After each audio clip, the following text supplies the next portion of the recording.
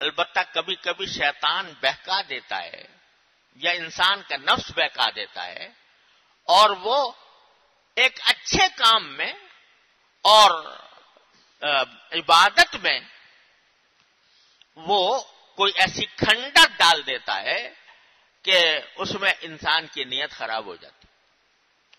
اس کی ایک میں مثال دیتا ہوں کہ جیسے لوگ شادی بیاہ کے موقع پر یا کسی تقریب کے موقع پر وہ تقریب کرنے والے کو کچھ ہدیہ دیتے ہیں. ہدیہ دینا یہ بڑی فضیلت کی چیز ہے اور ایک مسلمان دوسرے مسلمان کو محبت کے ساتھ کوئی ہدیہ پیش کرے تو اس کی بڑی فضیلت ہے اور اس کا بھی بڑا اجر و ثواب ہے. صدقے کا تو ہے ہی ثواب، لیکن ایک مسلمان صرف محبت کی خاطر دوسرے کو ہدیہ پیش کر رہا ہے. بھئی تم میرے مسلمان بھائی ہو، میں تمہیں ہدیہ، تم میرے رشتہ دار ہو، رشتہ داری کی وجہ سے میں دے رہا ہوں. صلہ رحمی ہے، بڑی زبردست فضیلت ہے صلہ رحمی کی.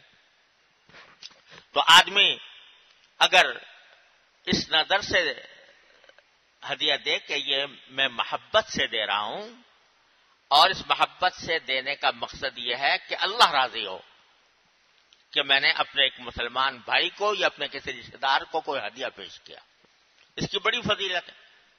اور رسول کریم صلی اللہ علیہ وسلم نے کا یہ ارشاد منقول ہے کہ تحادوا تحاببتم، ایک دوسرے کو ہدیے دیا کرو، تمہارے درمیان آپس میں محبتیں پیدا ہوں. تو یہ بڑی فضیلت کا کام ہے. لیکن آج کل یہ ایسی صورت بن گئی ہے تقریبات کے موقع پر، شادیوں کے موقع پر اگر کوئی شخص شادی میں شرکت کرنے جاتا ہے، اپنے کسی رشتہ دار کی یا اپنے کسی دوست کی تقریب میں جاتا ہے تو ہدیہ لے کر جانا لازمی ہے، کوئی تحفہ لے جانا لازمی ہے. بسا اوقات انسان کو دل میں یہ اس کی خواہش نہیں ہوتی دینے کی، وہ دل سے اس کا تقاضا نہیں ہوتا کہ میں ہدیہ دوں، لیکن مجبور ہے. کیوں مجبور ہے؟ اگر نہیں دوں گا تو میری ناک کٹ جائے گی،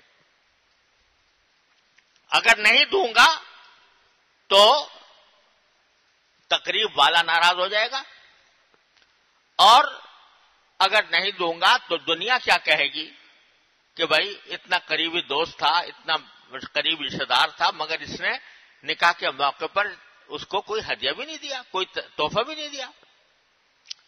اب یہاں جو دے رہا ہے وہ اللہ کے لیے نہیں دے رہا، کیونکہ اندر سے دل نہیں چاہ رہا تھا، اندر سے دل نہیں چاہ رہا تھا، لیکن اس لیے دے رہا ہے کہ میں لوگوں کی اعتراض سے بچ جاؤں اور لوگ مجھے کیا کہیں گے. تو اب جو دے رہا ہے وہ لوگوں کی خاطر دے رہا ہے، اللہ کے لیے نہیں. تو یہ ان صلاتی و نسکی للہ میں داخل نہ رہا. اب یہ کیا ہو گیا؟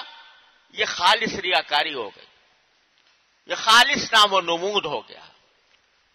بلکہ بہت سے معاشروں میں اب بھی یہ صورتحال موجود ہے کہ جو شخص شادی بیاہ کے موقع پر کوئی پیسے دیتا ہے تو باقاعدہ اس کی فہرست تیار ہوتی ہے، فلاں نے اتنے دیا، فلاں نے اتنے دیا، فلاں نے اتنے دیا، اور وہ فہرست محفوظ رکھی جاتی ہے تاکہ اس کے ہاں جب تقریب ہو تو میں بھی کم از کم اتنا ضرور دوں جتنا اس نے مجھے دیا تھا.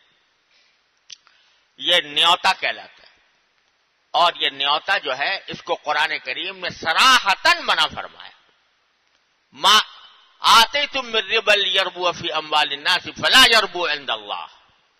اگر تم کسی دوسرے کو ہدیہ اس نیت سے دے رہے ہو کہ وہ پلٹ کر تمہیں اس سے زیادہ دے گا تو یہ اللہ کے ہاں کوئی اس کی قدر و قیمت نہیں ہے، اور یہ تمہارے لیے بجائے ثواب کے الٹا گناہ ہے تمہارے لیے یہ کرنا.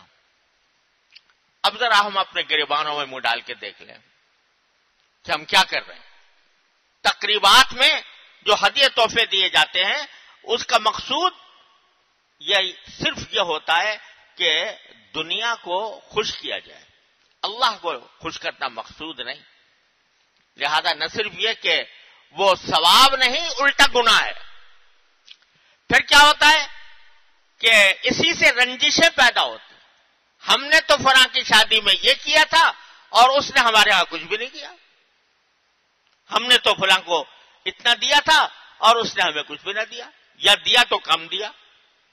اس کی باقاعدہ غیبت شروع ہو جاتی ہے، اس سے دل میں رنجش پیدا ہوتی ہے اور محبتوں کا فائدہ حاصل ہونے کے بجائے نفرتیں پیدا ہو. تو یہ شیطان نے ایک اچھے کام کے اندر جو ثواب کا کام تھا اس نے اس طرح کھنڈک ڈال دی کہ بجائے ثواب کے وہ گناہ بن گیا. ویڈیو کے نیچے سبسکرائب کے بٹن پہ کلک کریں، بیل کے آئیکن پہ کلک کیجئے تاکہ ہر نئی ویڈیو کی نوٹیفیکیشن